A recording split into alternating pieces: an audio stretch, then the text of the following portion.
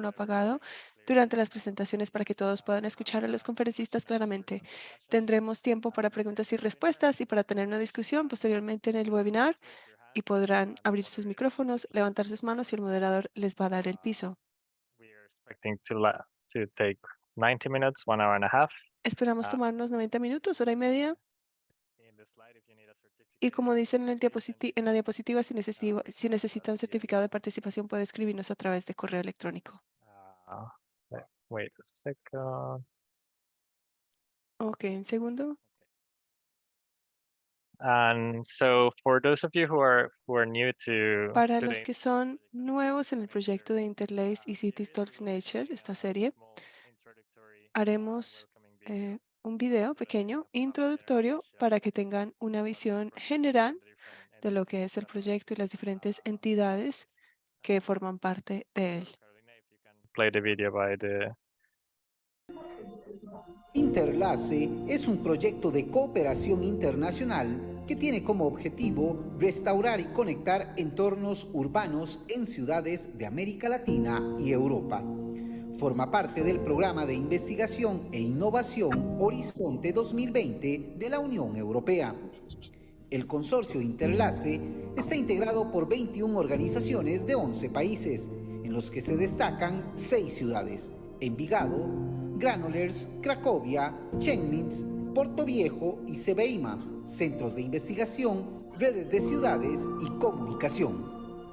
Como redes de ciudades, la Federación Latinoamericana de Municipios FLACMA y la Unión Nacional de Gobiernos Locales aportamos nuestra conexión y relación con los gobiernos locales de la región para que el aprendizaje y el desarrollo de herramientas que se genera desde Interlace lleguen a la mayor cantidad de municipios, facilitando y fomentando el intercambio de conocimientos y experiencias por medio de la comunidad de práctica, Ciudades por la Naturaleza, la cual lideramos en coordinación con nuestros aliados Climate Alliance y Ciudades de Gobiernos Locales Unidos, CGLU, a través de la organización de estos eventos virtuales y presenciales de diversas índoles.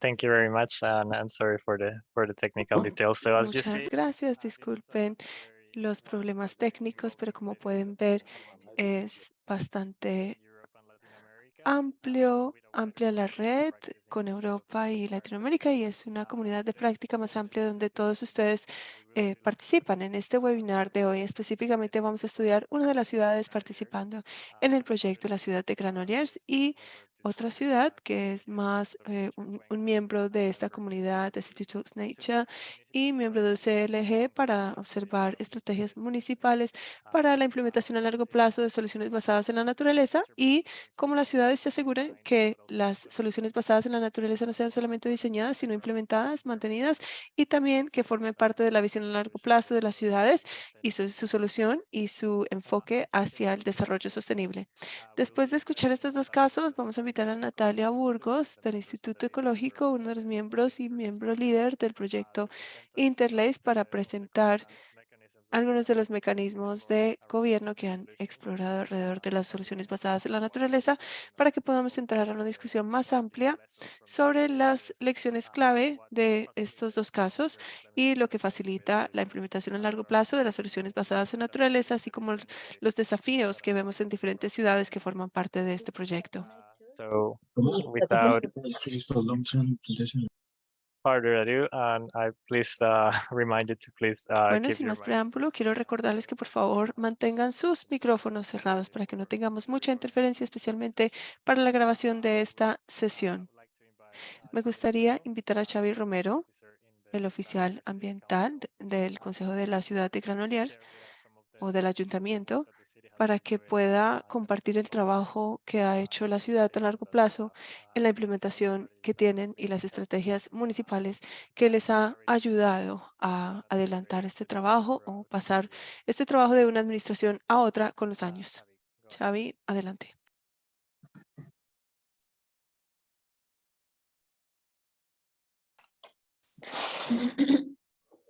Juan Carlos, no sé si viste el correo, pero Xavi envió algo que se le reinició el Juan Carlos, I computador. wonder if you saw the email, but perdón. Gracias, Natalia.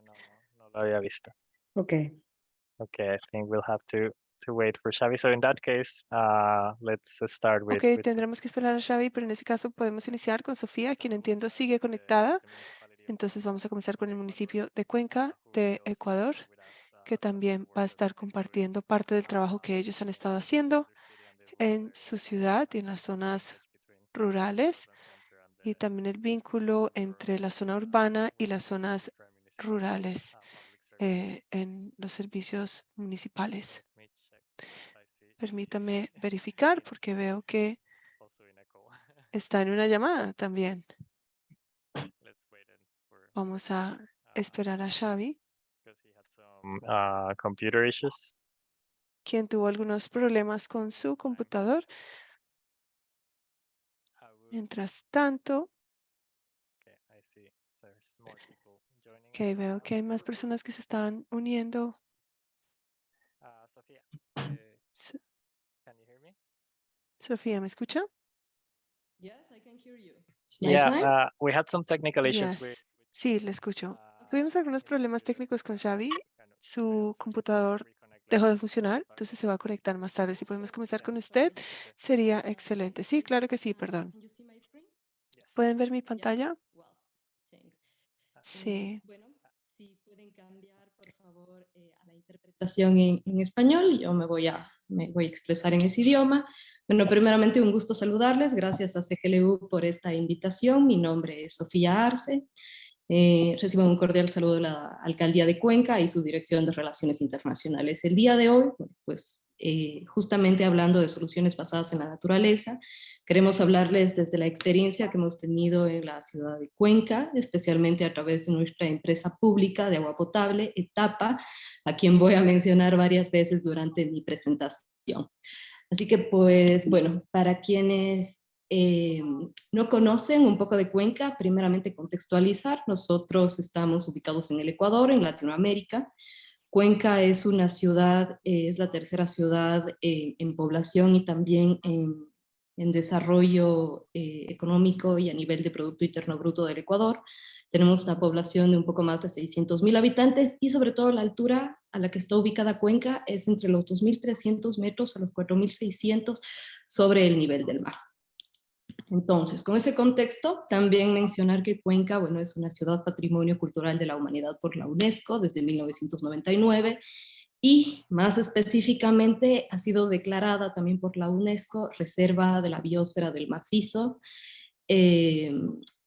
por la Reserva del Cajas desde el 2013. Entonces, esto es incluso un parque nacional que de hecho es manejado por el municipio de Cuenca.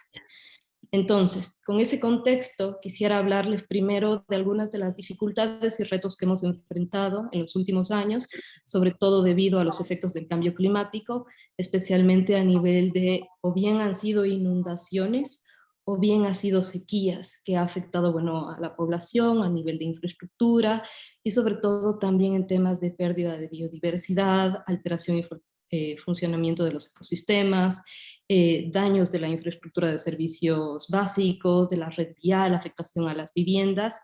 Y una de las soluciones basadas en la naturaleza que viene implementando el municipio de Cuenca desde hace ya varios años ha sido justamente la conservación de áreas estratégicas ambientales. De esa es la que me gustaría profundizar el día de hoy.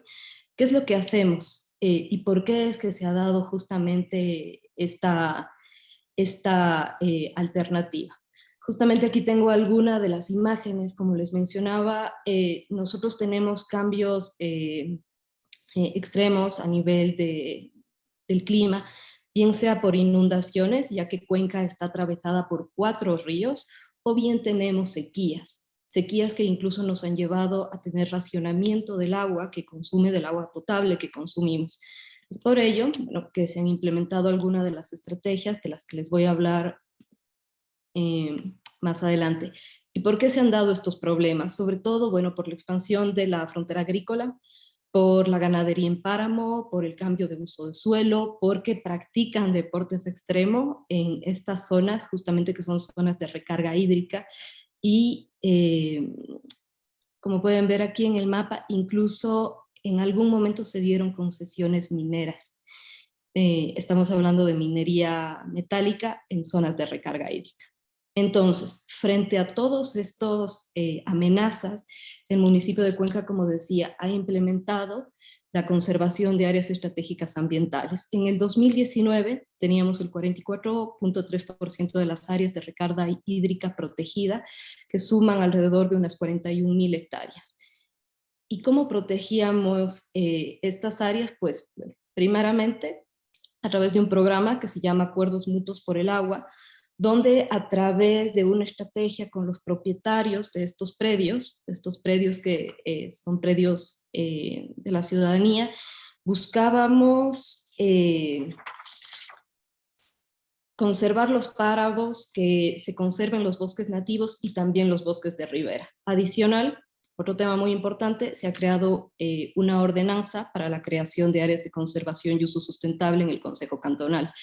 Sabemos que a 2019 estaba 44.3% de estas áreas de recarga hídrica protegida, pero buscamos a futuro continuar ampliando estas áreas y poder llegar a un 100%. Es por esto que esta ordenanza, y por eso quería hablar del marco legal primeramente, si bien esta solución basada en la naturaleza de proteger estas zonas de recarga hídrica venía ya implementándose, queríamos ampliarlo. Y esta ordenanza no solamente amplió el número de hectáreas a 17.000 hectáreas adicionales, sino que también puso mecanismos a través de los que se pueden adquirir nuevas zonas de protección y también creó un mecanismo de financiamiento y un mecanismo de administración de estos recursos. Que valga mencionar, es financiado por el municipio de Cuenca, por Etapa EP, por la Comisión de Gestión Ambiental y también por aquellos que infringen en esta ordenanza municipal. Adicional, pues el 7 de febrero de 2021, y esta fue una propuesta que llegó también desde el municipio de Cuenca, se promovió una consulta popular, ¿sí?, por el agua para prohibir la minería metálica a gran escala en estas zonas de recarga hídrica, que para nosotros son justamente esas zonas donde garantizamos el agua a futuro. Y también, bueno, no lo mencioné antes, pero ¿por qué para nosotros es tan importante estas zonas de recarga hídrica? Porque de acuerdo con los planes maestros de agua potable de la ciudad, a 2030, si seguimos como se estaba manejando antes, la ciudad tendría un importante déficit hídrico, sobre todo para la gestión, para la provisión del agua potable. Entonces, ¿qué ha hecho Cuenca para ello? Pues primeramente el monitoreo de la red hidrometeorológica, el monitoreo de la calidad del agua, la ampliación de estas zonas de producción, la conservación de los bosques, sobre todo con bosques que sean bosques nativos, y ha buscado también que hay una conservación y una recuperación del suelo. Y aquí quisiera también hablarles un poco de cómo nos hemos apoyado en las redes internacionales de ciudades que han sido clave en este proceso, con las agencias de cooperación y también con los bancos de desarrollo. Puntualmente, por ejemplo, con el City Climate Finance Gap Fund, que es un fondo alemán, nos están apoyando en una asistencia técnica para ampliar los puntos de control de este monitoreo de la calidad del agua, ya que también Etapa EP, esta empresa pública, se encarga de esta gestión integral del agua, desde la preservación de las fuentes de agua, de todo lo que es el aprovisionamiento a través de tuberías, pero también en la recuperación del agua a través de estas plantas sanitizadoras.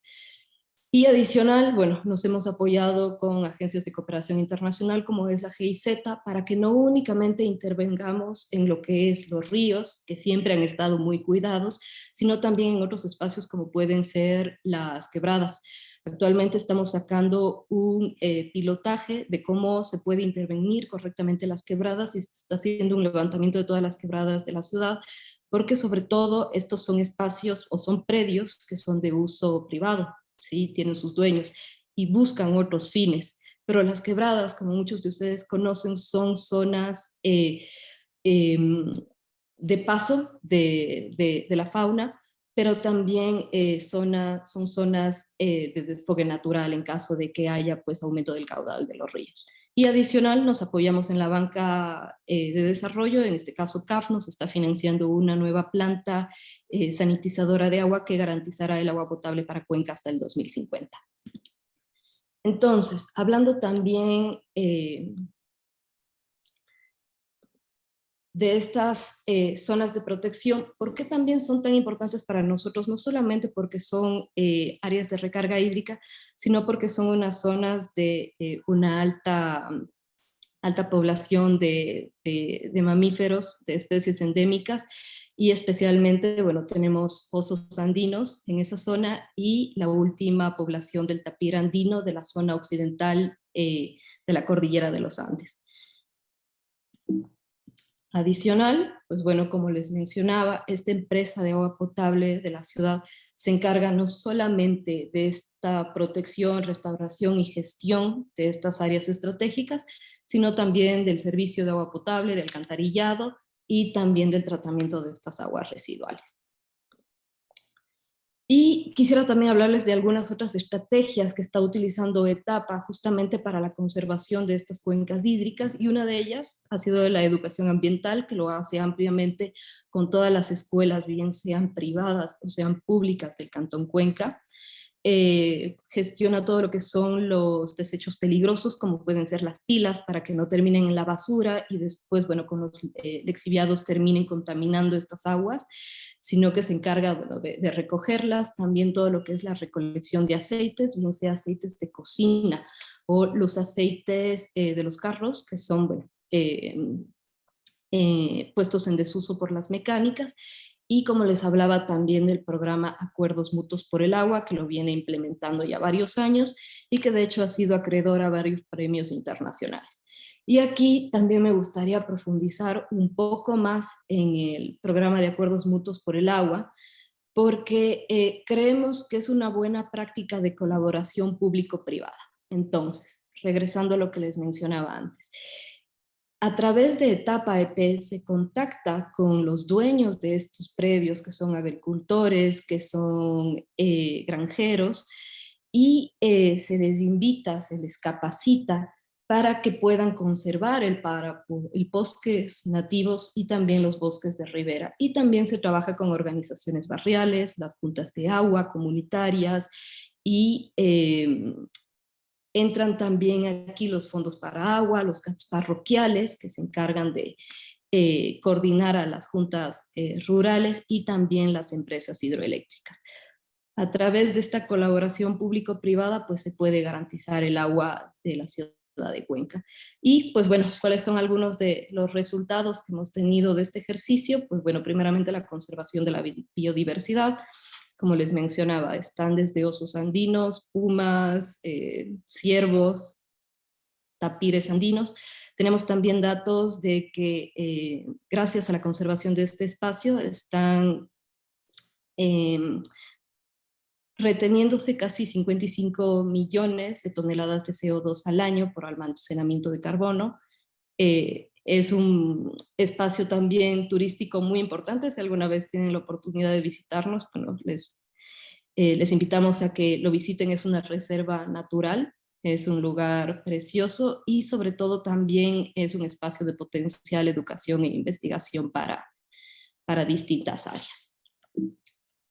Y finalmente, bueno, con alguna de las experiencias que nosotros podemos compartir, que hemos visto que han resultado con estas soluciones basadas en la naturaleza y también en poder apoyarnos en estos servicios ecosistémicos, podemos decir que si bien hay buenas prácticas que se estén implementando y sucesivamente con los distintos gobiernos que van administrando la ciudad, es importante también la creación de un marco legal para mantener estas buenas prácticas y poder ampliar estos espacios, como en el caso de las áreas de conservación. También el fortalecimiento de los sistemas de generación y monitoreo de información climática y ambiental. Como les mencionaba, nosotros nos hemos apoyado en la cooperación internacional y en la experticia que ellos han tenido para fortalecer estos procesos internos, y también la formación a los equipos técnicos.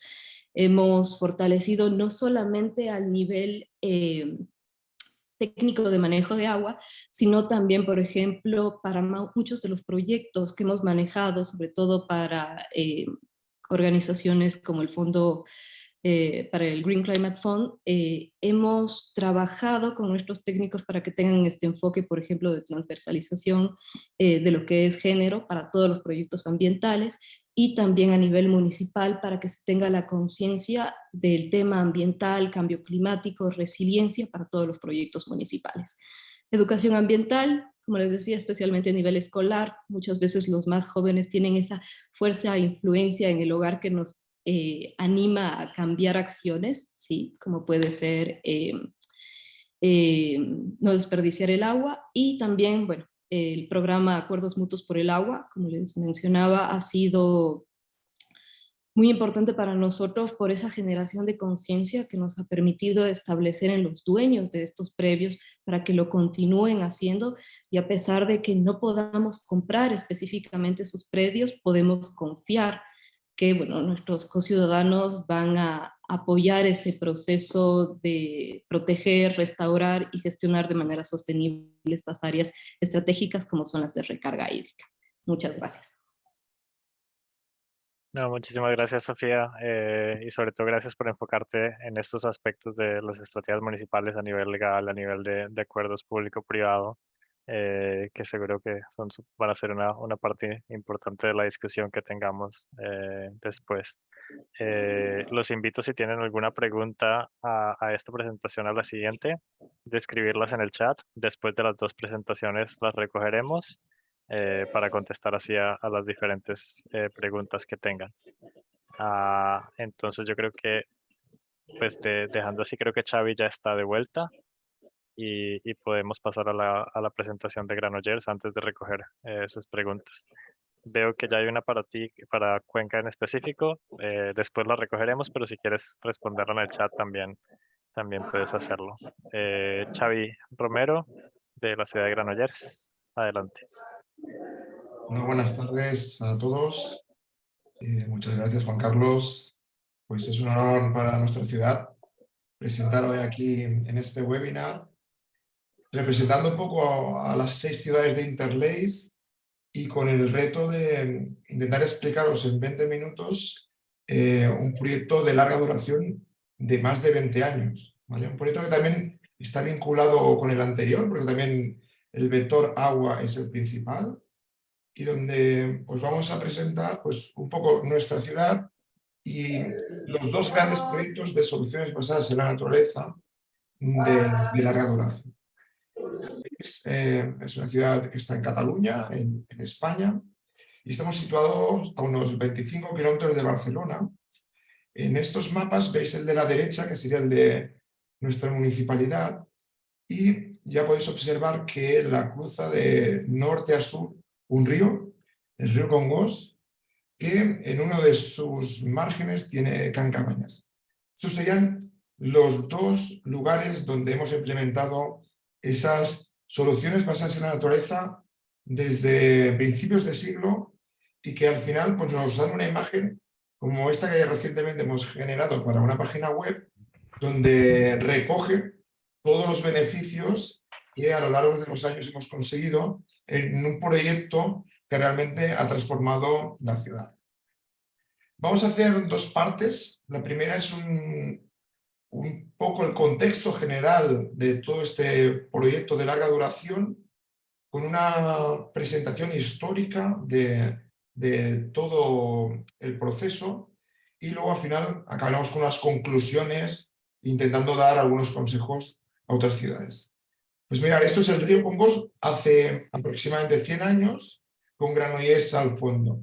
Como podéis observar, ya es un río sin vegetación, con poca agua. Recuerdo que es un río mediterráneo, eso significa mucha temporalidad, puede llegar a estar seco en verano y llevar muchísima agua en episodios de lluvias.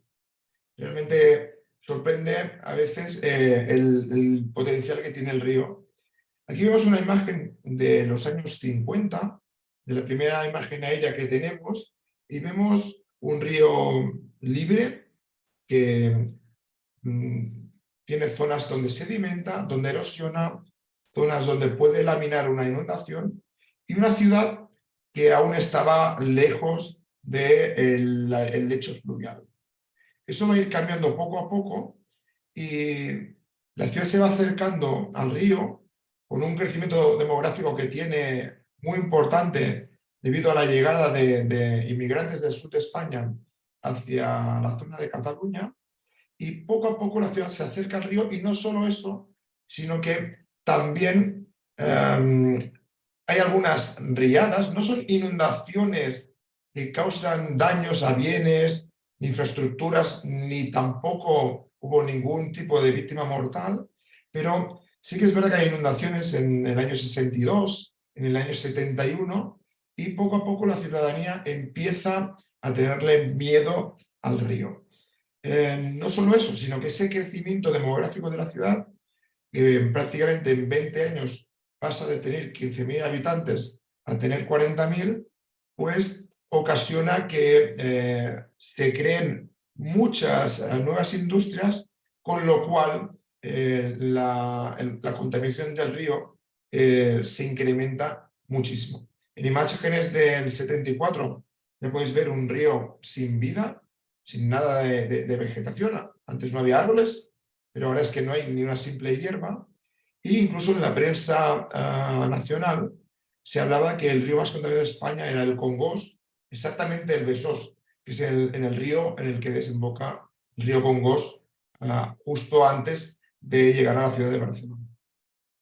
Ante estas dos situaciones, y la ciudadanía empieza a vivir un poco de espaldas al río, y ese miedo que se tiene a las inundaciones, esa situación de polución permanente, un espacio ya sin vida, donde no hace tantos años la gente se podía bañar y de repente pasa a ser un espacio muerto y sucio, hace que se canalice el río.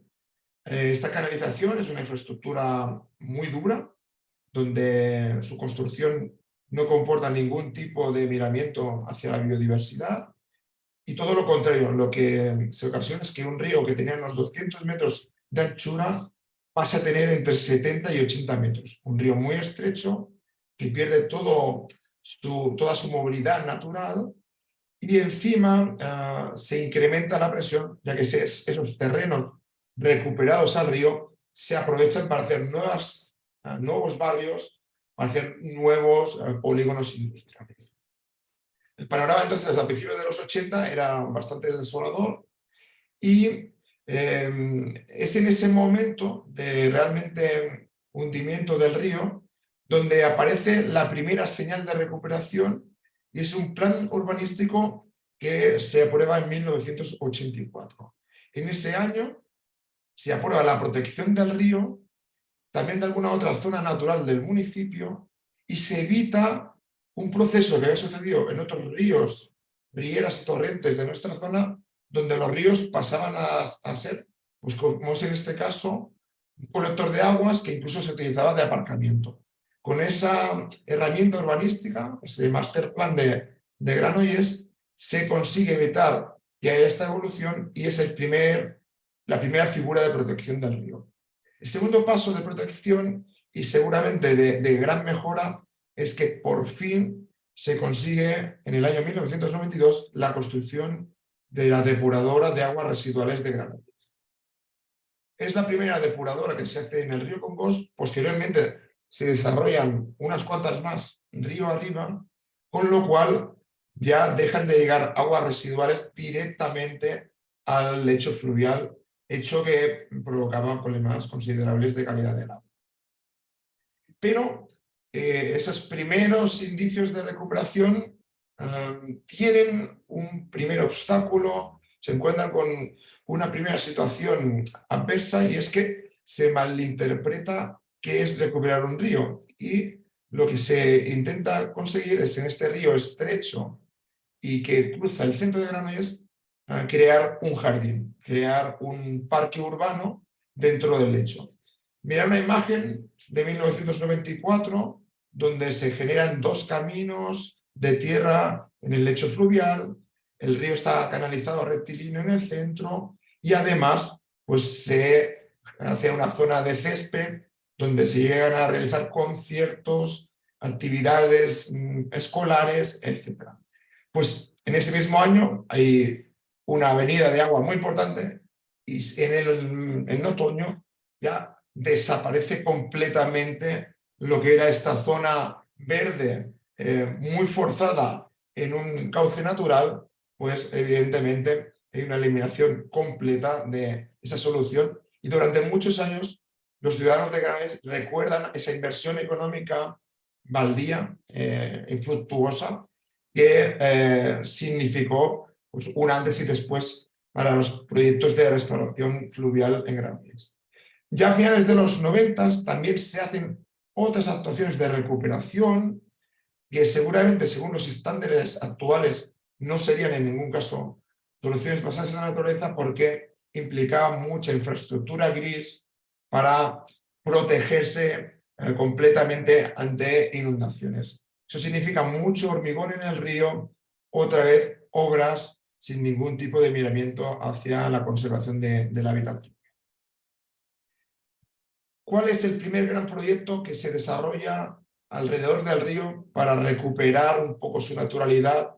Pues es el proyecto que se desarrolla a partir del 2002-2003 en Can Cabañas. Sería el primer gran proyecto que incluye soluciones basadas en la naturaleza en una zona donde se ubicaba el principal vertedero de residuos de Granollers.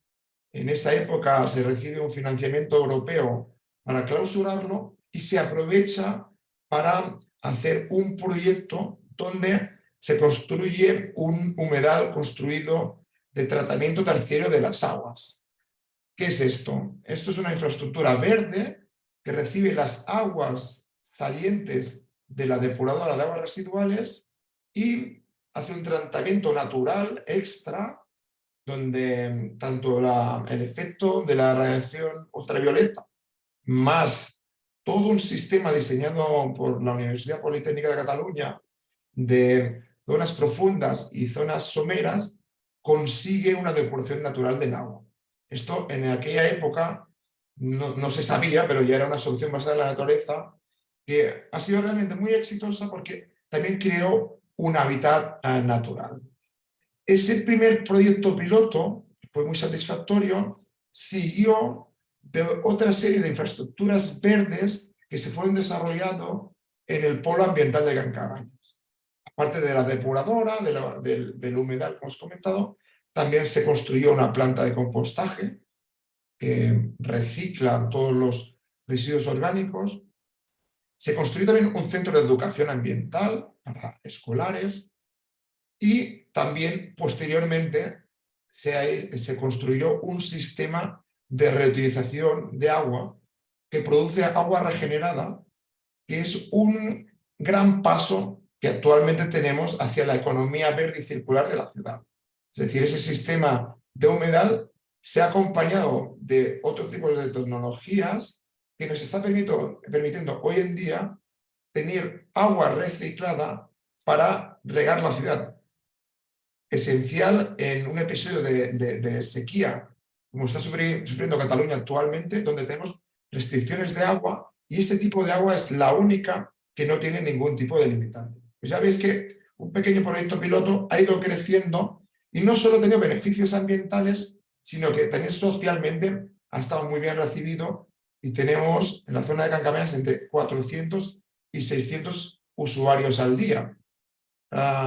Este éxito va a desencadenar que próximamente, seguramente entre este año y el año 2024, el espacio se expanda hacia su zona norte, recolocando dos industrias en otras zonas industriales y recuperando esas zonas industriales como una ampliación del espacio natural, ¿vale? Es una conversión de zona industrial a espacio natural que son actuaciones poco comunes que realmente son muy destacables. Como veis, ahora estamos en el proceso de la demolición de las naves industriales que ya se han recolocado en otras zonas industriales y esa ampliación que tenéis marcadas en este mapa con un rectángulo de color rojo granate, pues va a comportar que aparezcan otras nuevas soluciones basadas en la naturaleza, en las cuales pues tratamos de innovar, ¿vale? En parte de hacer un segundo humedal construido, ahora mucho más enfocado a la biodiversidad y con algunas lecciones que aprendimos de la construcción del primero, también vamos a hacer nuevas soluciones innovadoras como un torrente de bioremediación que ya a escala piloto diversas universidades han demostrado que es un sistema natural que consigue una gran depuración de nutrientes contaminantes del agua. Incluso vamos a hacer una zona de bosque inundado, ¿vale? También para probar cómo arbolado de ribera es capaz de retirar contaminantes del agua. Todo el conjunto, recuerdo que recibe las aguas efluentes de la depuradora de Granollers y aparte tiene el segundo objetivo de producir agua regenerada para los usos municipales de la ciudad.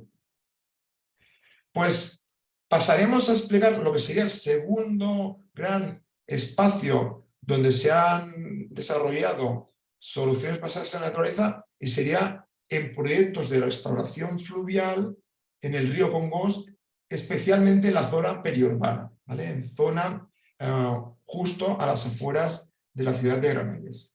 Como veis, es un proyecto que se inició en 2008.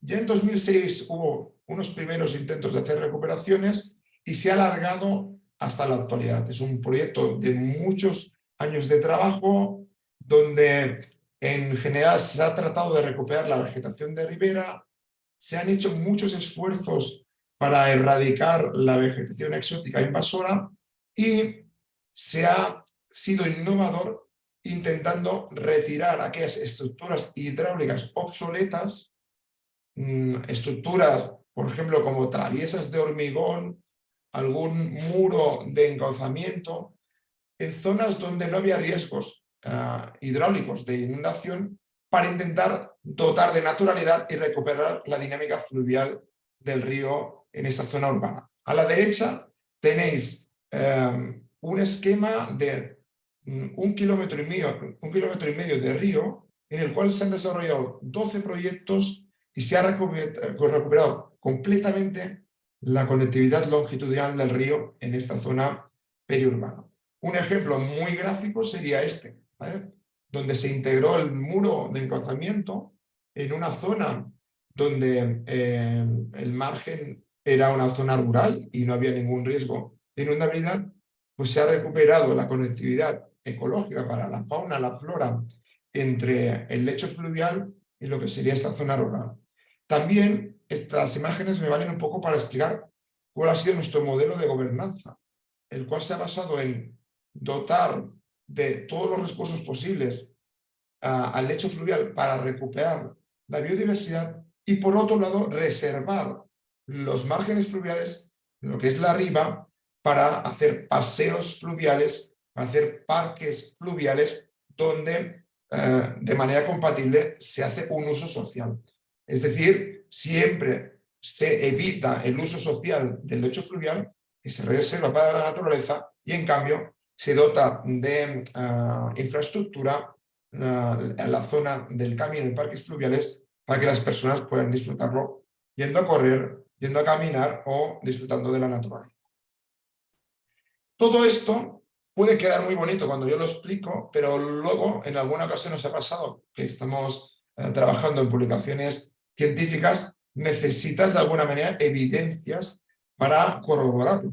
Y aquí tengo, yo creo, las tres que serían más potentes, porque a la izquierda os puedo enseñar un mapa de hidrogeomorfología del río en una zona restaurada, donde veis cómo de color azul tenemos la zona sedimentada, de color rojo la zona donde el río erosiona, y vemos cómo es el clásico mapa de hidrogeomorfología de un río con una dinámica natural. Es decir, aquí no tenemos ningún tipo de impedimento, de obstáculo, y cuando se recupera esta dinámica fluvial natural, automáticamente el hábitat tiene las condiciones propicias para que por su propia cuenta empiece la sucesión ecológica. La segunda foto, vemos un censo de peces y es un ejemplo de que los indicadores que tenemos ecológicos pues nos han dado resultados espectaculares a nivel de macroinvertebrados, a nivel de peces, recuperando especies que se daban por extinguidas hace 20 años y que realmente se han vuelto a recuperar, y no solo eso, sino con gran cantidad de peces que incluso ha producido que al final haya el retorno de un gran mamífero como es la nutria. Y por último, esa recuperación en temas ecológicos, ambientales, biológicos, también tenemos el punto de vista del ciudadano, el cual pues, tenemos encuestas del año 2000, 2010 y 2022, donde se ve una gran evolución de la valoración social del proyecto, pasando de un 3 a un 6, actualmente una nota de 8 sobre 10 de valoración global del proyecto de recuperación del río y de Cañar. ¿Cuál es el siguiente paso? Pues no nos vamos a rendir, vamos a continuar ampliando beneficios, y he explicado que estos proyectos son en la zona periurbana. Tenemos un nuevo proyecto a desarrollar antes de final de 2025, en el cual la Unión Europea nos ha concedido un proyecto Next Generation, donde vamos a naturalizar el río en el centro urbano.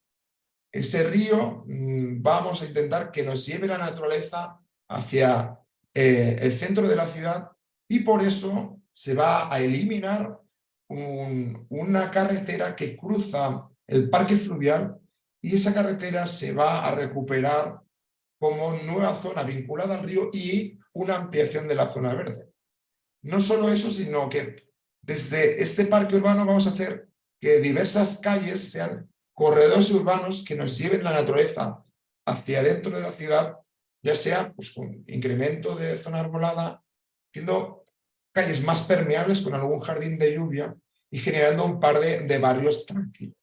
Es un proyecto muy ambicioso de 4 millones de euros que en unos años supongo dará mucho que hablar, porque es quizás el futuro de las ciudades europeas hacia conseguir que sean ciudades más habitables y que no sea una vida un poco enferma. Para acabar, brevemente intento sacar unas conclusiones de todo el conjunto de estas Nature-Based Solutions de larga duración. Si la motivación, primero de todo, es que hubo una necesidad, ¿vale? Esos requerimientos ambientales de clausurar el vertedero municipal, necesidades ciudadanas de tener una zona para pasear tranquila. Actualmente tienen más de 10 kilómetros en los paseos fluviales de Granollers. Esos pilotos que hicimos inicialmente fueron exitosos, tenían ideas muy novedosas.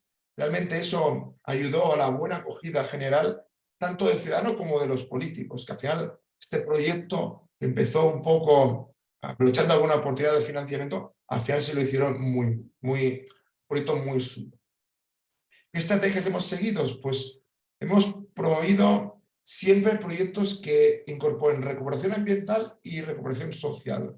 No hemos hecho proyectos solo destinados a la ecología ni solo destinados al ocio.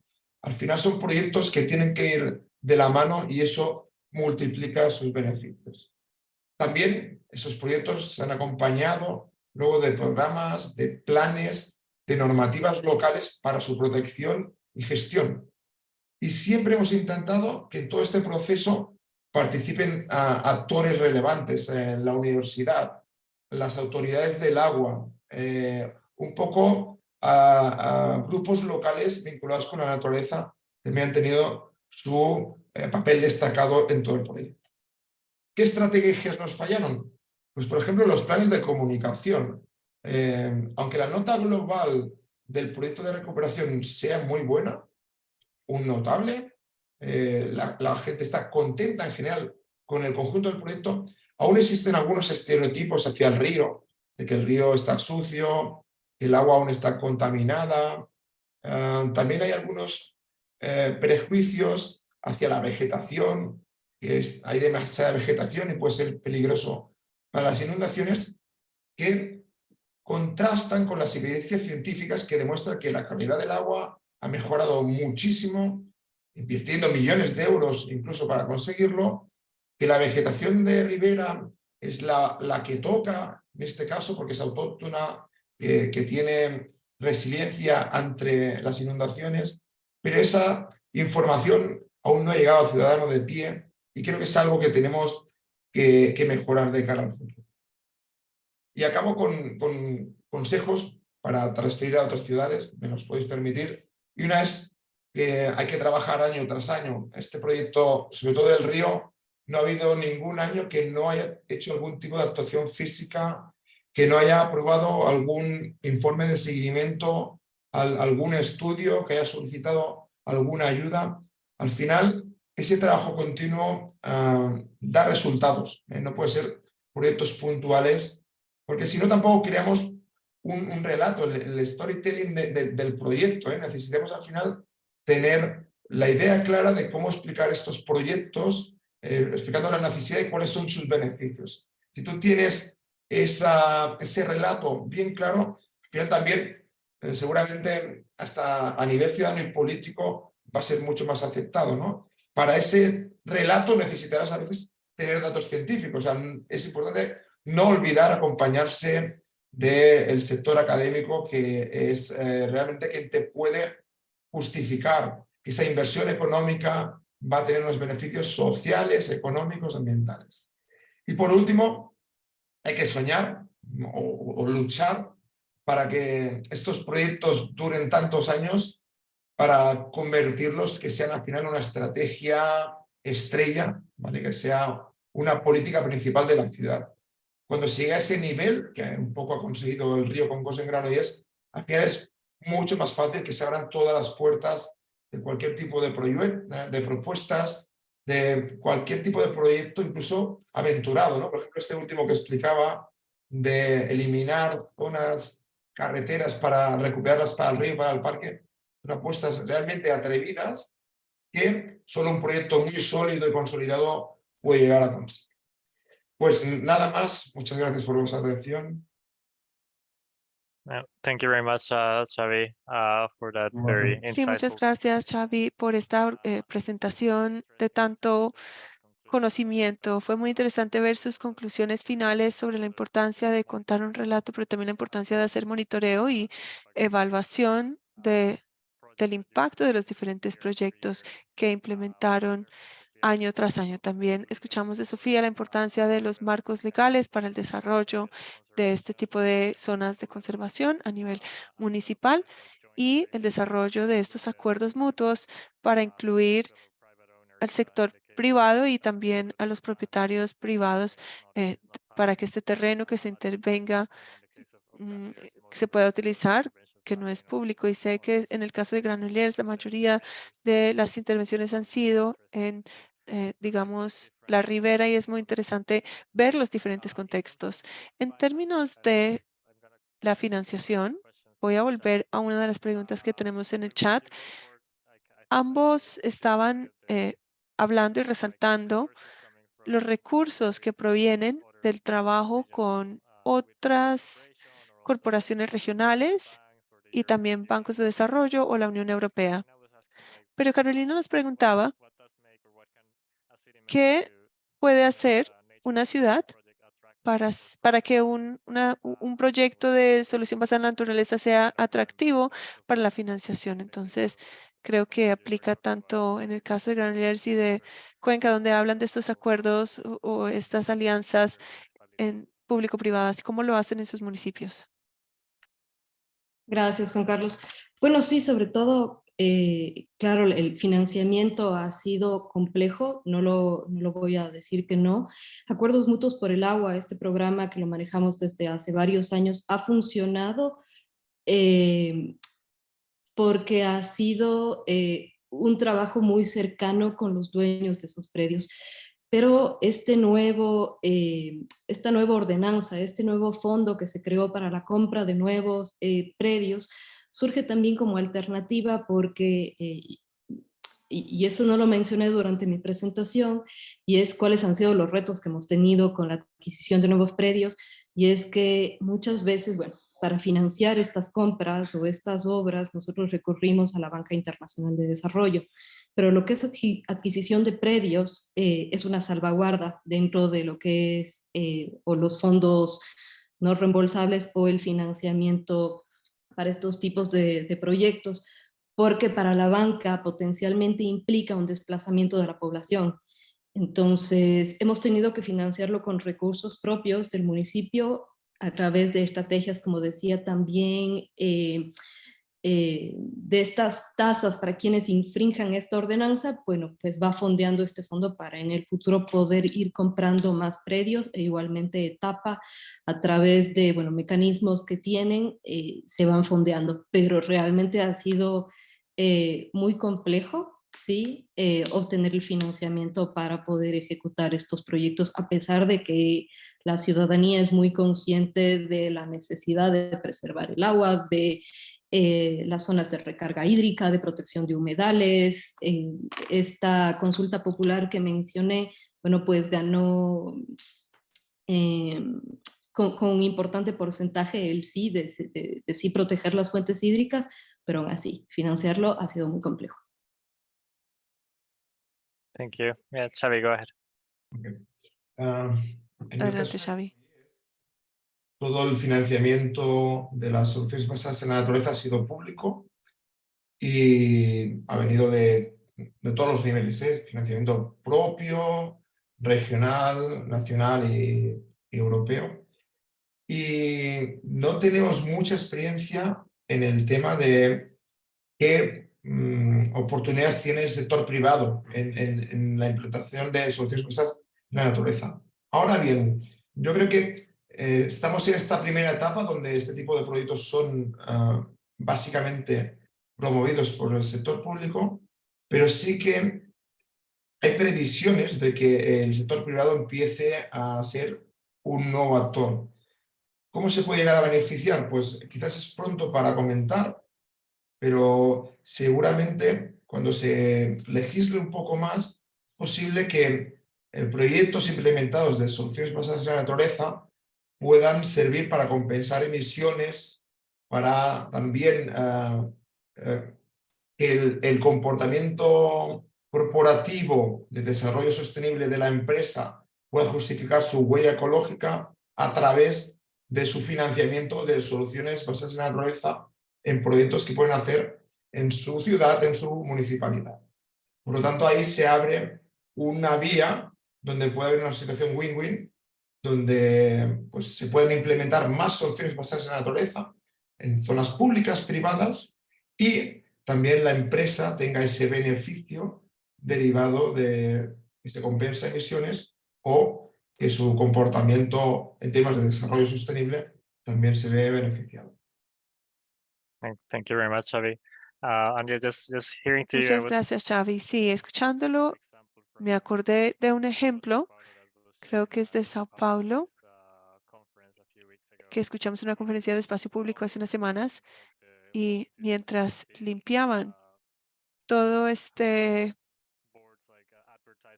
todas las carteleras de publicidad de la zona para limpiar el paisaje, encontraron algo que es más para mantenimiento que implementación, pero es básicamente una adopción de los jardines o parques para proporcionar un espacio para que las empresas públicas se puedan promover de una manera muy pequeña, apoyando el mantenimiento de parte de estas soluciones basadas en la naturaleza y su gestión. Entonces, quería simplemente compartir este ejemplo también. another concrete question Veo for que you. hay otra pregunta concreta para usted, Xavi, en el chat sobre el río y si han pensado en ampliar las zonas intervenidas, pero voy a dejar que responda en el chat porque creo que es un buen momento para poder observar los mecanismos de gobernanza que hemos hablado aquí. Y quería invitar también a Natalia de Ecologic Institute del proyecto Interlace, porque ellos han estado estudiando diferentes mecanismos de gobierno dentro del proyecto Interlace, como por ejemplo Envigado, que tiene un sistema local de zonas protegidas y creo que puede ser parecido a lo que ha creado Cuenca a través de la ordenanza y también otros ejemplos de cómo las soluciones basadas en la naturaleza pueden facilitarse en las ciudades. Así que voy a permitir que ella nos haga una introducción y creo que también tiene unas preguntas para ustedes que van a abrir aún más la discusión en los siguientes 30 minutos del webinar. Así que, Natalia, por favor, adelante. Hello everyone. Buenos días, buenas tardes a todos. I was asked to speak in English today, so I Buenos hope días. Me solicitaron hablar en inglés el día de hoy. Espero que esto esté bien. Actualmente está cargando la presentación que fue traducida al español para los que prefieran seguir las diapositivas en español. Entonces, hoy Made me va a ayudar a compartir la pantalla para evitar cualquier tema técnico, por favor, cuando pueda. Perfecto, gracias. it's okay like that, right? I guess. Bueno, supongo que así está bien, ¿verdad? Bueno, no sé si, bueno, podemos ver las notas. Si puede dejar de compartir, de hecho se ve un poco más grande. Sí, puede ser porque si tienen las dos pantallas, pueden ir a las configuraciones. No, esta está mejor. Ok, entonces pongo modo de presentación. Intente otra vez. Ok, ahora sí. Ok, perfecto. Ahora funciona. Ok, muy bien. Bien, la presentación ya está ahí. Ok. Bueno, yo soy Natalia, soy investigadora en Ecologic Institute, ubicado en Berlín. Soy parte del equipo de Interlace. Estoy feliz de poder compartir insights sobre el Atlas de Gobierno que hemos desarrollado en los últimos 2 años con McKenna, quien está aquí también, en colaboración con todos los socios de Interlace. Así que algunos de ustedes ya han estado contribuyendo de manera activa al Atlas de Gobierno.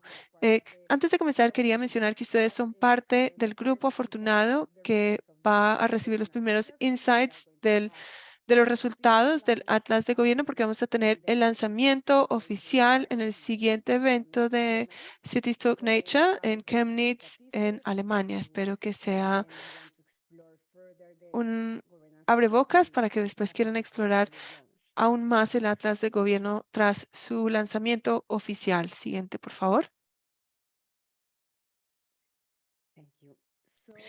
Bien, gracias. Entonces, el mensaje que quería brindarles en esta diapositiva es que cuando comencemos a pensar en cómo abordar este tema del gobierno, de las soluciones basadas en la naturaleza, la idea clave que teníamos en mente era que una de las condiciones habilitadoras clave para eh, tomar las ambiciones de soluciones basadas en naturaleza y convertirlas en acciones es hacer un apoyo adecuado para el marco de políticas. Comenzamos a pensar en cómo debía ser este marco. Dijimos, no hay solamente un tipo de instrumento que vayamos a buscar, sino que necesitamos, como dijo el experto, diferentes políticas, porque hay necesidades donde podemos permitir que el NMS se haga desde diferentes esferas del escenario público, por ejemplo, desde la perspectiva económica, desde la perspectiva de la planeación.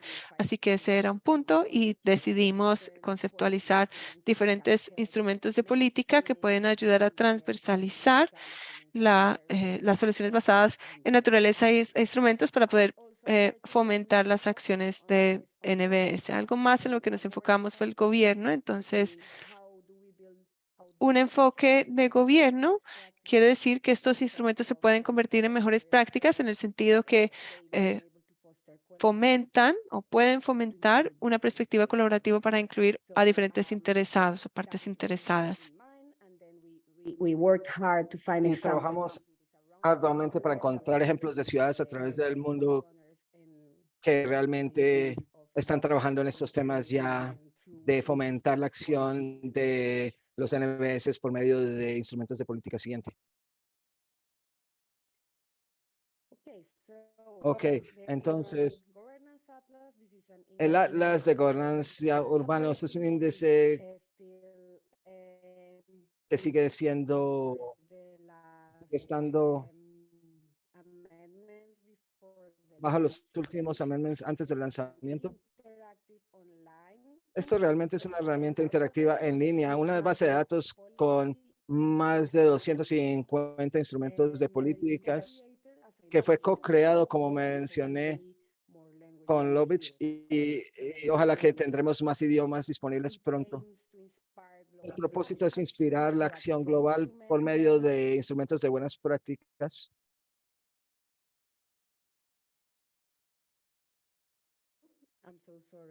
Me disculpo, sigo aquí. ¿Me pueden escuchar? Yes, we can. Sí, ya te escuchamos. Voy a apagar mi video. Estoy teniendo algunos problemas de internet, pero bueno, voy a hablar sin el video. Bueno, ok. Creo que ustedes escucharon la última parte sobre inspirar la acción global y nosotros representamos el contexto diverso, tanto a nivel institucional como geográfico, y fomentamos la planeación inclusiva. Siguiente.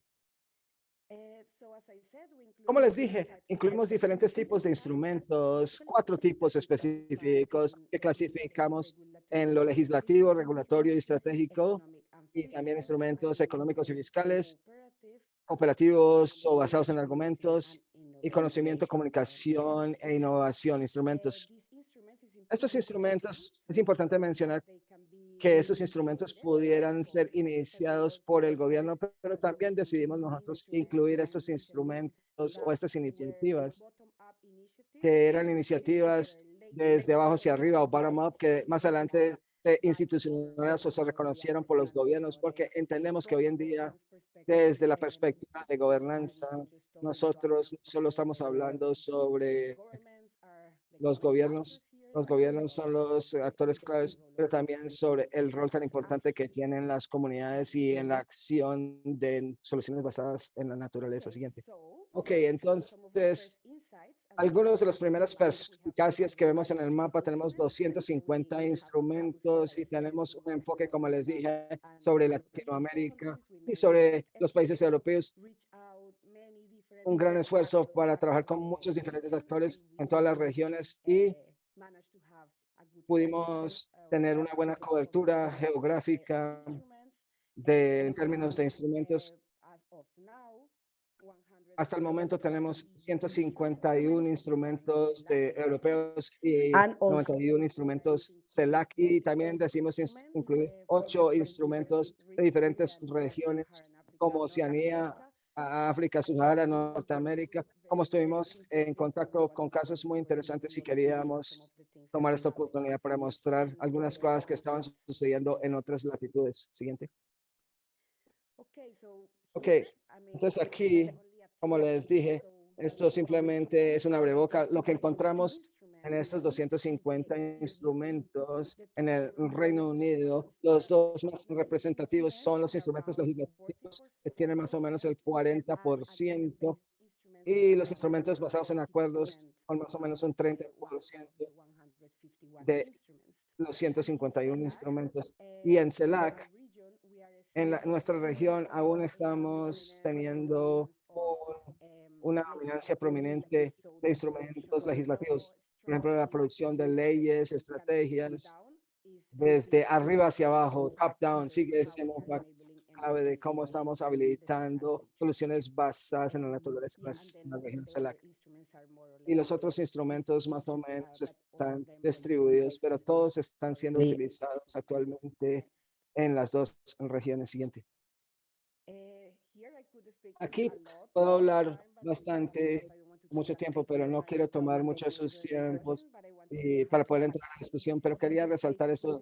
Básicamente, tenemos 4 instrumentos principales, pero los dividimos en subcategorías, instrumentos en subcategorías. Y quería resaltar que, por ejemplo, desde la perspectiva legislativa para instrumentos legislativos, tenemos estrategias dedicadas y planes o leyes aún siguen siendo las principales categorías utilizadas tanto por municipios en Latinoamérica como en Europa para fomentar acción de soluciones basadas en la naturaleza. Y también encontramos que los mecanismos de planeación urbanas como los planes maestros urbanos, los planes de infraestructura verdes también están a la vanguardia de los instrumentos que están haciendo SEDA, el NBS. Y por otra parte, sobre los factores económicos, estoy hablando sobre los factores financieros en y cómo se financian las soluciones basadas en naturaleza. Tenemos los incentivos, subsidios para servicios ecosistémicos. También es una gran categoría, una principal categoría que se está siendo utilizado para financiar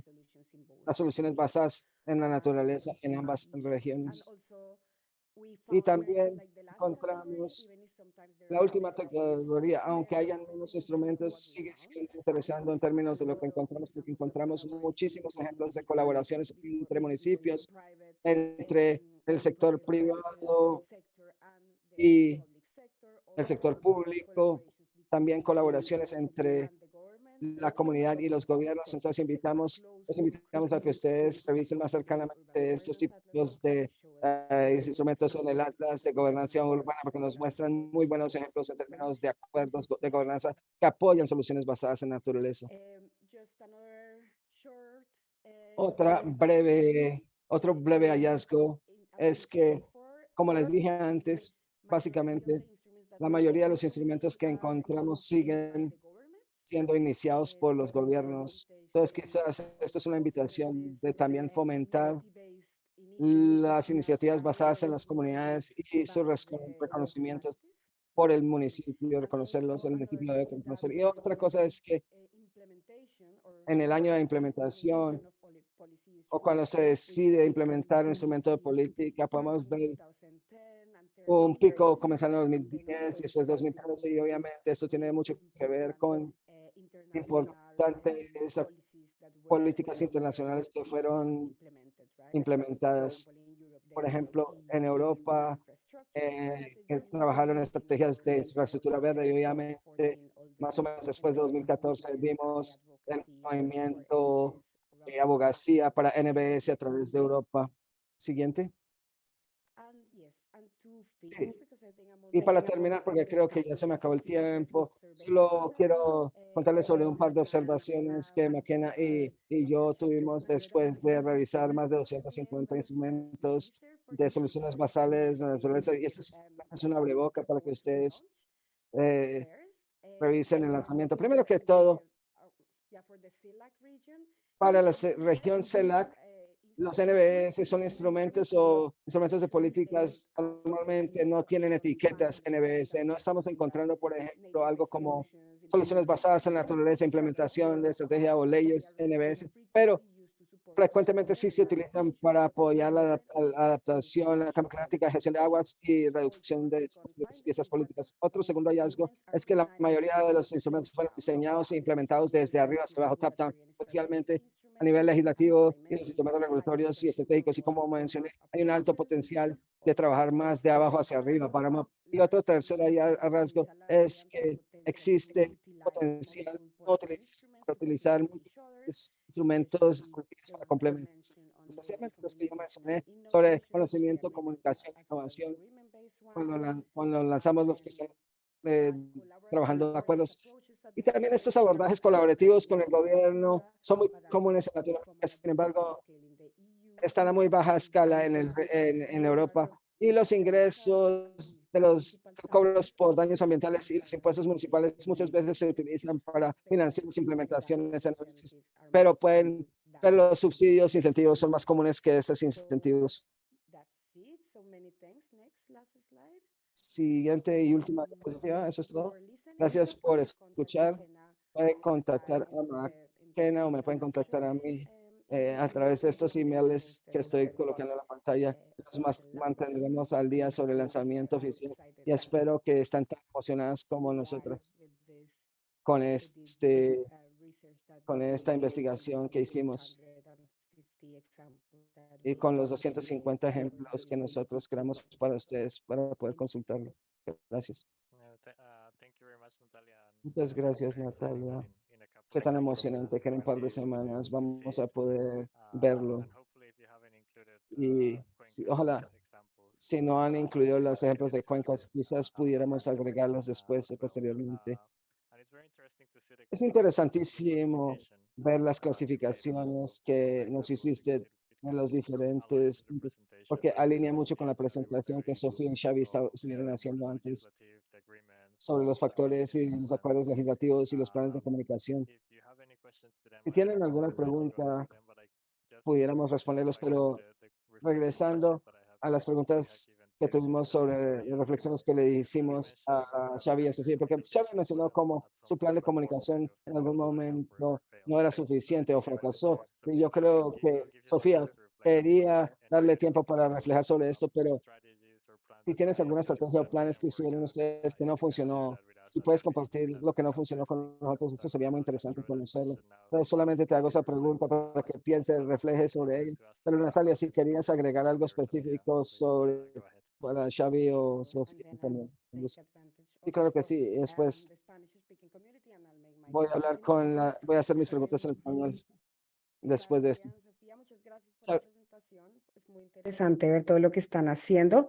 Me pregunto, digamos, en términos, o si estamos pensando en en ese mix de políticas que es necesario para implementar las soluciones basadas en naturaleza. Desde su perspectiva, en sus municipalidades, ustedes, cuáles creen que son los instrumentos más destacados que, digamos, sin ellos uno no pudiera avanzar a tener la base para poder empezar a implementar soluciones basadas en naturaleza? Y bueno, una pregunta complementaria, un poco difícil, pero si ustedes pudieran pensar en un mix de unos instrumentos que sí o sí ustedes quisieran resaltar, si se les viene algo a la cabeza.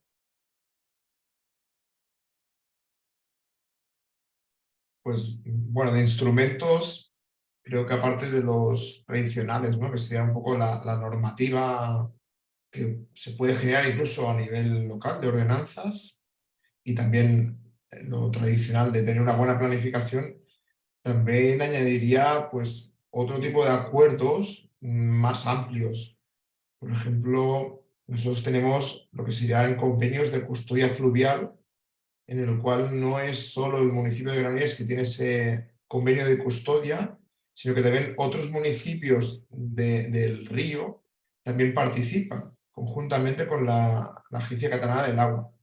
Por lo tanto, es una manera de trabajar global. Y, por ejemplo, en un río tiene mucho sentido que al final, por mucho que traje la ciudad de Granollers, si los municipios de río arriba no trabajan en sintonía con nosotros, al final los resultados nunca van a ser del todo buenos. Por lo tanto, es un ejemplo.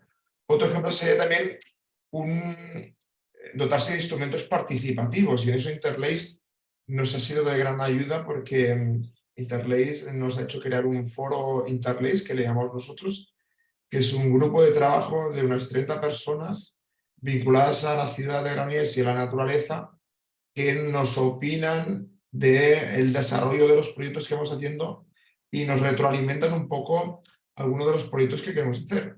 Incluso el gran proyecto que tenemos pendiente próximamente, también ellos nos están definiendo los criterios de ejecución para que luego nosotros, desde el punto de vista técnico, busquemos las mejores soluciones. Pero al final es un poco ampliar este punto de vista y que los instrumentos no sean de arriba abajo, sino que sean más participativos, inclusivos, y se escuchen más voces en toda la implementación de la solución. Totalmente. De hecho, concuerdo mucho con lo que dice Javi acerca de que los instrumentos tienen que construirse justamente de los beneficiarios de las organizaciones de base. Y ahí también, hablando acerca de esta ordenanza y de los instrumentos legales que pueden ser construidos como marco de referencia para estos procesos, justamente lo que hablaba también la ordenanza de Cuenca, de las áreas de conservación, habla del proceso para crear nuevas áreas de conservación desde los gobiernos rurales, desde las parroquias rurales. Y ahí también, bueno, quisiera cederle la palabra a mi compañero Eduardo Villagómez de TAPA, para que pueda complementar un poco también de los retos que ellos han tenido ya directamente desde la Sugerencia de Gestión Ambiental para enfrentar estos retos. Eduardo. Muchas gracias, Sofía. Buenos días con todos. Primero, mil disculpas por no poder poner video. Lastimosamente mi computador que estoy utilizando en la oficina no tiene una cámara, pero estoy atento escuchando sus preguntas y sus aportes. Solamente para complementar algo de la presentación que hizo Sofía, que en verdad abarcó prácticamente todos los temas a una profundidad bastante buena. Creo que la parte más importante es el tema de sostenibilidad de los proyectos que aplicamos. Y eso tiene que ver directamente con la parte financiera, con la parte económica, cómo hacer que esos proyectos puedan mantenerse y sostenerse. Sofía había hecho hincapié en la estrategia de compra de predios con fines de conservación que mantenemos desde etapa. Sin embargo, esa es una de las estrategias más complicadas también desde el punto de vista de costos, porque eso implica la compra de terrenos y una vez que los terrenos han sido ya adquiridos o declarados de utilidad pública, eh, implica toda una estrategia y un movimiento de recursos el poder mantener y el poder conservar esos predios desde la contratación de personal de guardaparques o guardabosques, que los llamamos nosotros, para que hagan todo el control de predios, de linderos, de que no exista intrusión de ganado, de que no existan incendios, personas con turismo, prácticas de deportes extremos, motocicletas, vehículos, en fin, una serie de problemáticas que tenemos generalmente en las zonas más altas de montaña, de páramo, en las zonas de recarga hídrica. Entonces, eh, todo ese costo hasta el momento lo está asumiendo directamente la empresa de agua potable de Cuenca, Etapa. Eh, pero si seguimos incrementando de una manera desmedida la compra de predios con fines de conservación, llega un punto en el que puede sobrepasar la balanza de equilibrio y puede ya dejar de ser tan interesante para una empresa en la cual la conservación no es su principal fin, sino es únicamente uno de los mecanismos para mantener la materia prima, que es el agua, que utilizamos para el fin de la empresa, que al final es proveer y mantener un servicio. Entonces, habían mencionado ustedes también cómo hacer para captar o para atraer la inversión privada. Y ese creo que ha sido uno de los retos principales de la parte más difícil. La ordenanza de las ACUS busca también el incentivar a privados a que puedan declarar áreas de conservación y usos sustentables. No hemos tenido aún casos puntuales de ACUS que hayan sido declarados por privados. Sin embargo, ya empieza a existir un marco legal que permite eso. Existen algunas empresas que mantienen un alto nivel de responsabilidad social y ambiental también, que en algunos casos tienen esta línea verde, por decirlo de alguna manera, en donde buscan reducir su huella de carbono o su huella hídrica. En algunos casos estas empresas quieren hacerlo, pero no son ejecutores. Entonces buscan la forma de financiar o de apoyar a las estrategias de quienes sí estamos siendo ejecutores de primera mano. En este sentido, les puedo comentar un poquito de una estrategia que también mantenemos acá, que es un fondo para agua, en donde busca justamente captar recursos de este tipo, de actores públicos, privados, ONGs, financistas, de cualquier tipo, y justamente para servir como un fondo que multiplique estos recursos y también que sirva para financiar o apoyar estos esfuerzos que hacen empresas como Etapa.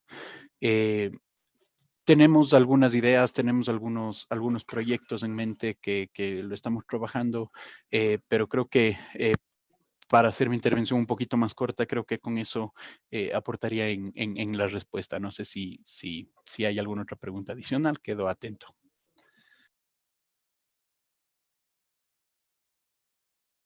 Perfecto. Bueno, muchas gracias. Yo no sé, Juan Carlos, qué tanto tiempo, porque estoy viendo el reloj, entonces sí, más bien te doy la palabra a ti porque también veo otros temas en el chat, porque nos quedan 7 minutos. Sí, correcto. No, muchas gracias. Pues bueno, viendo que Paloma está compartiendo algunos recursos súper interesantes, no sé si quieres comentarnos un poco más al respecto. Paloma, si puedes usar el micrófono. Hola, bueno, buenas tardes desde España. Nosotros somos una pequeña empresa que surge de un máster en IS, donde estamos especializados en subvenciones europeas y montamos y presentamos en el año 2021 al Banco Europeo de Inversiones una iniciativa financiera con un vehículo financiero para financiar lo que nosotros llamamos Biocarbon States, una iniciativa que busca crear instrumentos financieros para que los propietarios privados puedan mantener las tierras en su estado actual, reforestar y densificar. ¿Qué quiere decir? Estamos buscando que los propietarios del norte de los ecosistemas mediterráneos puedan seguir manteniendo las tierras y puedan sacar un beneficio por servicios ecosistémicos, y presentamos esta oferta o esta propuesta al Banco Europeo de Inversiones para que empresas privadas pudieran compensar su huella ecológica, no solo la huella de carbono, sino también la huella hídrica y otros servicios ecosistémicos, utilizando un servicio o un producto financiero sumamente regulado, siguiendo las regulaciones de la Unión Europea, para dar trazabilidad a todo el proyecto. Con esto que buscábamos el interés de las entidades financieras en los recursos que estaban gestionando las propiedades privadas en Europa. Bien, para ello hemos desarrollado un modelo que se basa en los estudios que están haciendo 4 universidades para valorizar fundamentalmente 4 servicios ecosistémicos y poderlo vender a empresas en España. Mientras tanto, estamos llegando a un acuerdo con la demanda. Con ello lo que pretendemos es poner una experiencia piloto de 60 millones de euros con un MRV común entre todos los propietarios y con el objetivo de crear un mercado de servicios ecosistémicos europeos con una certificación europea. En este momento estamos desarrollando el instrumento financiero. Si vosotros tenéis ideas, sobre todo los que estáis en Europa, pero también estamos colaborando con otras instituciones en Latinoamérica, si vosotros tenéis ideas o necesitáis ayuda financiera, contar con nosotros, porque ya llevamos mucho desarrollados con varios bosques, con el bosque de los zaragozanos, el bosque metropolitano, es un bosque que se va a hacer en Madrid de 1.500 millones de euros en 20 años. Os podemos contar todo lo que hemos estudiado y todo lo que hemos investigado sobre este tema. Vale, muchísimas gracias. Y sí, veo que apunta un poco a lo que Xavi decía, que tal vez se podría ir por ese camino y ustedes ya lo están implementando en algunos lugares, así que es súper interesante escuchar de este trabajo que van realizando.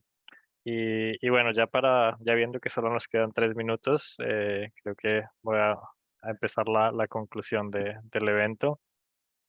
Sé que hay mucho interés en el chat de preguntas, así que pues si tienen recursos para compartir o algunas preguntas que han quedado abiertas, los invito a contestarlas por ahí.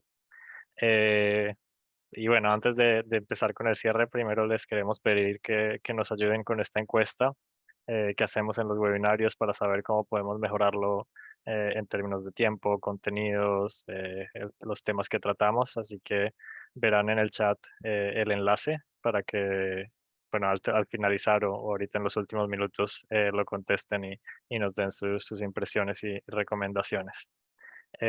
Como les comentaba al inicio, esto es una serie de webinarios de Ciudades por la Naturaleza y el siguiente lo estamos planificando para inicios de julio, el 6 de julio, y esta vez estaremos mirando a herramientas de informática o tecnología para planificar soluciones basadas en la naturaleza. Dentro del proyecto Interlace hay un trabajo que se está haciendo, por ejemplo, con Minecraft y cómo usar Minecraft para con las comunidades o con los niños, buscar dónde se pueden implementar soluciones basadas por la naturaleza o de qué manera se pueden implementar. Entonces estaremos invitando algunos de los proyectos que se han realizado dentro del Interlace, también como por fuera, para discutir un poco el potencial de sistemas de información y de tecnología para avanzar en estos procesos de planificación. También tenemos un evento, el que les comentábamos dentro de 2 semanas en Chemnitz, Alemania, donde se estará publicando el Atlas de Gobernanza del que nos hablaba Natalia. Y bueno, no invito a los de todo el mundo a que vengan dentro de 2 semanas a Europa, pero si están cerca, todavía pueden registrarse a este evento de liberar el potencial de las zonas urbanas infrautilizadas, donde estaremos hablando bastante de, bueno, de techos verdes, paredes o espacios inutilizados en las ciudades donde se pueden hacer soluciones basadas en la naturaleza a pequeña escala, y ver un poco de este tema y otros productos que se están desarrollando dentro del proyecto. Como les comentábamos también en el chat, las presentaciones de hoy las grabaciones de los webinarios estarán en la página web de City Stock Nature, Ciudades por la Naturaleza, y ahí también encontrarán los webinarios anteriores y el anuncio de los próximos. Así que los invitamos a seguir conectados con el proyecto Interlace, con la comunidad de Ciudades por la Naturaleza, y si son ciudades, también invitarlos a que se comprometan con la restauración de ecosistemas urbanos a través de las soluciones basadas en la naturaleza, lo cual también pueden encontrar más información en la página web de cómo hacerlo y cómo participar más activamente en esta comunidad de práctica junto con las 6 ciudades del proyecto. Muchísimas gracias a todas y todos. Thank you very much, and I hope to see many of Gracias a you. todos y espero verlos a todos ustedes, a muchos de ustedes en un par de semanas, sino en julio para nuestra próxima webinar. Muchas gracias a todos. Hasta luego. Gracias. Juan Carlos. Gracias.